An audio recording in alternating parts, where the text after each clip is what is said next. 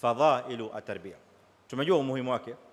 Sasa ili tupate kuwahimiza zaidi, ili tupate, ewe baba, tukupe moyo zaidi kupitia na mafundisho ya Kiislamu, tukupe moyo zaidi wa kubeba swala hili na masuala haya, tunakutajia sasa hivi fadhailu at-tarbiya, fadhila za tarbia.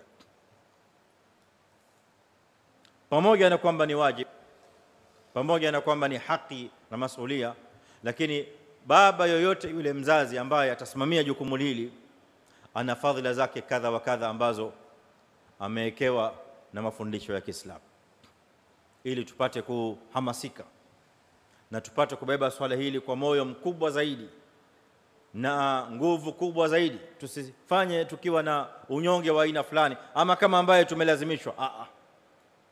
Tunafanya tukijua katika akili zetu na fahamu na moyo kwamba kuna fadhila kubwa kadha wa kadha ambazo Allah subhanahu wa ta'ala ametuahidi kupitia kwake yeye mwenyewe na kupitia kwa ulimi wa mtume wake salawatu rabbi wa salamu alayhi, na yote mawili haya ni wahi. Awala, fadhila ya kwanza, anna alqiyama birriaya wa tarbiya wiqayatun minan nar. Usimamizi wa ahli na watoto, usimamizi wa tarbia katika Uislamu, fadhila yake ya kwanza kubwa ni kinga na moto wa jahannama. Baba anayewasimamia watu wake na ahli yake na familia yake katika usimamizi na malezi ya Kiislamu, huwa fadhila yake amewekewa na Allah mwenyewe jalla jalalu, ameahidiwa kwamba atakingwa na moto wa jahannam.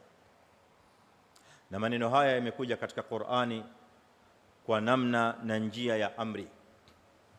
Qala al-haqq tabaraka wa ta'ala, na aya hii ameinukulu Imam Nawawi chini ya mlango huu katika Riyadhus Salihin, katika kubainisha mlango huu miongoni mwa adila akataja aya hii Imam Nawawi iliyoko katika suratul Tahrim aya ya 6, ya ayyuhalladhina amanu qu anfusakum wa ahlikum nara, enyi mlioamini kingeni. Qu fi'lu amri min alwiqayati, na wiqaya ni kinga. Kwa hivyo ikiwa khitabu inakwenda kwa watu wengi, wanaambiwa qu, kingeni nafsi zenu pamoja na nafsi za watu wenu moto wa jahannama. Kwa hivyo muislamu anayetekeleza amri hii ya Allah subhanahu ameahidiwa madha? Ameahidiwa alwiqaya minan nar.